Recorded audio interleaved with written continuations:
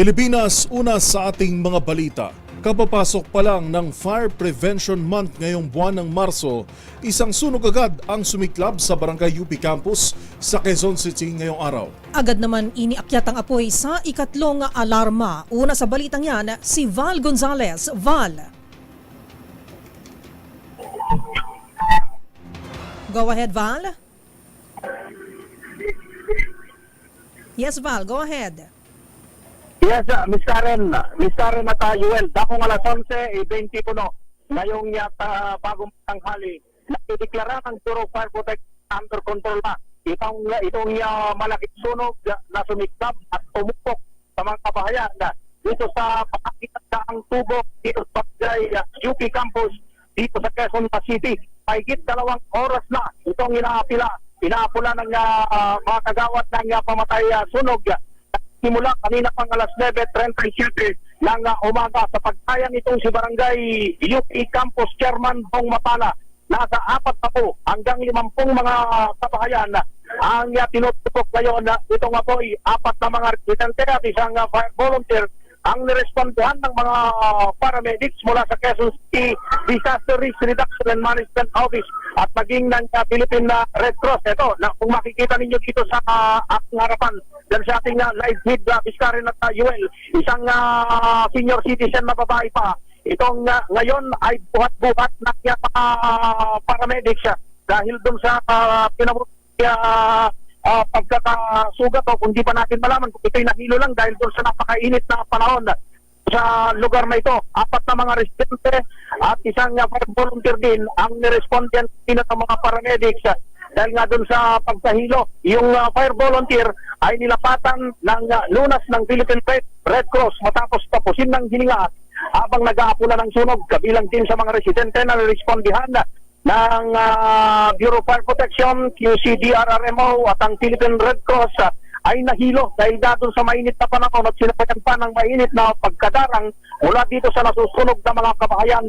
Ikatlong alarma itong sunog kaya't nasa bilang na 54 na pinagsama-samang mga fire trucks mula sa Bureau of Fire Protection, sa mga fire volunteers ang tumulong sa pag-apula nitong nasunog. Meron pa nga kanina na nagkataong nandito sa punong tanggapan ng Bureau of Fire Protection yung fire trucks, malaking fire truck mula sa Binyan City sa Laguna ang tumulong na rin para maapula itong sunog na ito na hanggang sa mga oras na ito ay hindi pa rin idinideklarang fire out ng Bureau of Fire Protection. Ang Quezon City Government at ang Barangay UP Campus ay gumagamit na ngayon ng isang megaphone upang ipaalala dun sa mga residente na sila magtipon-tipon na lamang dun sa kitang lugar upang yung intervention at ang pagtulong ng lokal na pamahalaan ng Lungsod Quezon ay maibigay dito sa hindi pa mabilang, wala pang actual na bilang ng mga residente na biktima nitong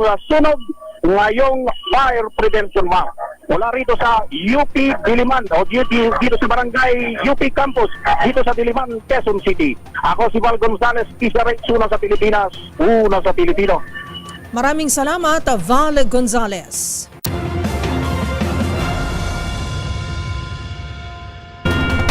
Isa pang sunog na ang aabot sa o kabahayan na aabot sa 120 katao sa sunog na sa Biklab sa Muntinlupa City. Ang buong detalye ihahatid sa atin live ni Giselle Ricafort. Giselle.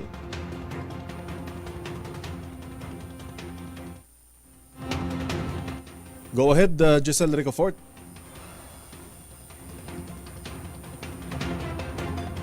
Babalikan natin ang report na yan ni Giselle Ricafort.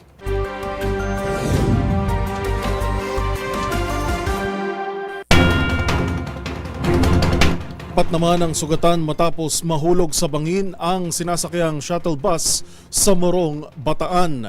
Yan at ang iba pang mga rumarapidong balita mula sa probinsya, hatid ng iba't ibang istasyon sa ilalim ng MBC Media Group.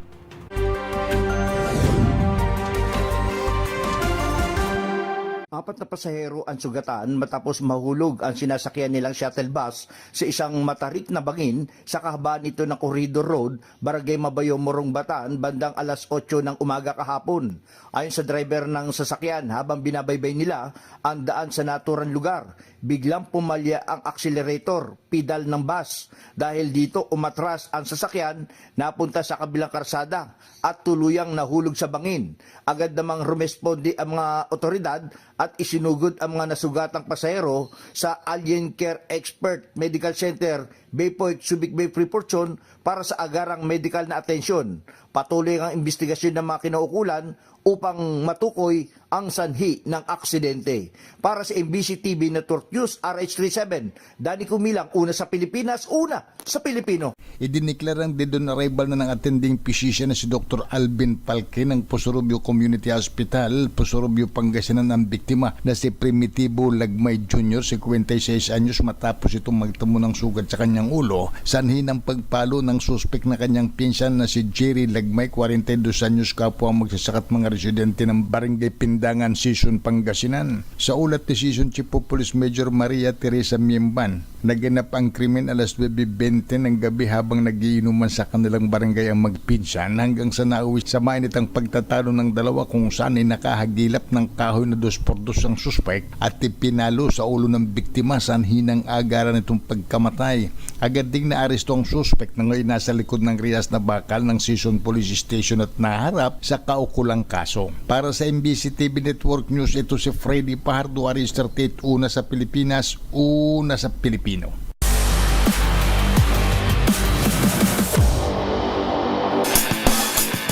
Sa mundo ng basketball, dahil sa inindang injury, hindi na makakapaglaro sa nalalabing bahagi ng PBA Season 49 ang veteran guard ng TNT Tropang Giga na si Jason Castro. Ayon sa team, posible raw kasing umabot sa 6 na buwan ang recovery nito. Ang mga detalye sa report ni Matchpoint, Millie Borja.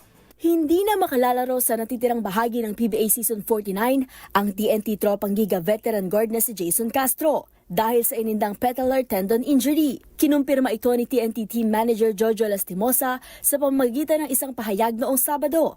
Ayon kay Lastimosa, posibleng umabot sa 10 hanggang 12 buwan ang tagal ng pagkawala ni Castro. Inilabas sa court ang 38-year-old na manlalaro sa pamamagitan ng isang stretcher matapos niyang indahin ng sakit sa Game 2 ng semifinals noong Biyernes. Agad siyang dinala sa ospital para sa karagdagang pagsusuri. Bago matapos ang kanyang laro, nakapagtala si Castro ng 13 points, 5 rebounds and 5 assists. Sa kabila ng pagkawala ni Castro, nakakuha pa rin ng panalo ang Tropang Giga matapos nitong talunin ng Rain or Shine Elasto Painters at 93-91 sa PBA Commissioner's Cup semifinals.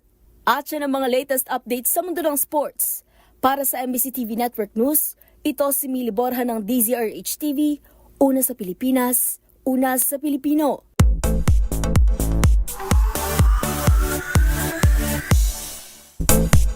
Sa mundo ng K-pop, nagsisimula pa lang ang buwan, memorable na agad ang March para sa Pinoy fans ng Korean star na si JB. Napuno ng hiyawan at mistulang ocean of green lights ang venue ng concert mula sa agabong light sticks ng fans. Ang mga kaganapan sa Tape Reload in Manila at exclusive interview ni Showbiz Angel sa K-Idol tutukan sa report na ito. Hello, DJRH TV. This is JB from GOT7.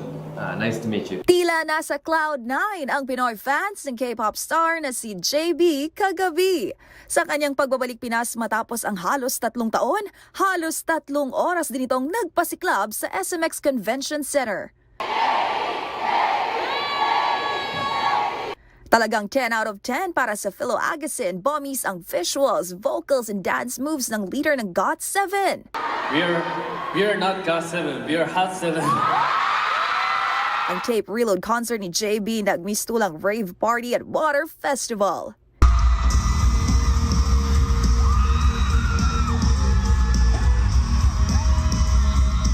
Kabilang nga sa pinerform ng 31-year-old singer ang Fountain of Youth, Holy Day, Take It Easy, Go Up, Crash at Into You.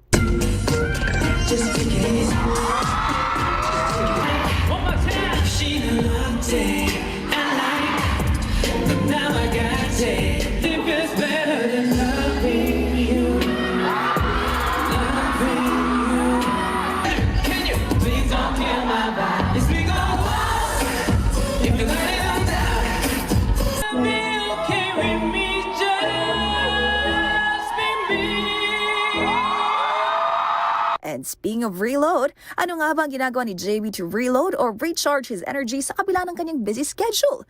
O kaya naman yun bang hobby nito during his free time? I'm not lying, but it's running and boxing because it really helps me boost my mood, and it also makes me look back on what I did, what I do, what I'm gonna do. It really helps me a lot. In short, cardio really helps me. E ano naman ang difference between leader JB at JB bilang solo artist?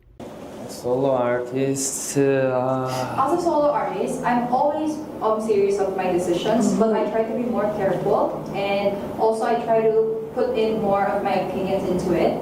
And as a GOT7, I try to listen to the members' opinions as well, and also apply. Ang aking buong exclusive interview sa K-pop star at may bonus pang This or That Challenge, abangan sa Scene Zone. Samantala, pa ba ang mensahe naman ng Pinoy fans? Seminar natin! Yes! JB mo pa! Kamsahamnida! We love you! Please come back with GOT7! Huling bumisita sa Pinas si JB no October 2022 bilang bahagi naman ng kanyang tape Press Pause Tour.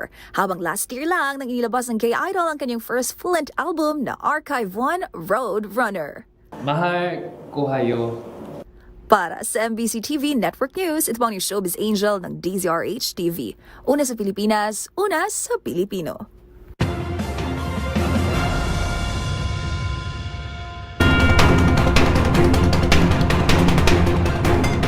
At yan na po mga balitang nakalap namin ngayong araw ng Lunes. Ito po si Yuel Reyes. At ako naman po si Karen Oyong. Magkita-kita tayong muli bukas, araw ng Martes, para sa mga balitang makabuluhan, mga kwentong makapangyarihan. Hatid ang boses ng Pilipino para sa Pilipino. Ito ang MBC TV Network News. Una sa Pilipinas, una sa Pilipino.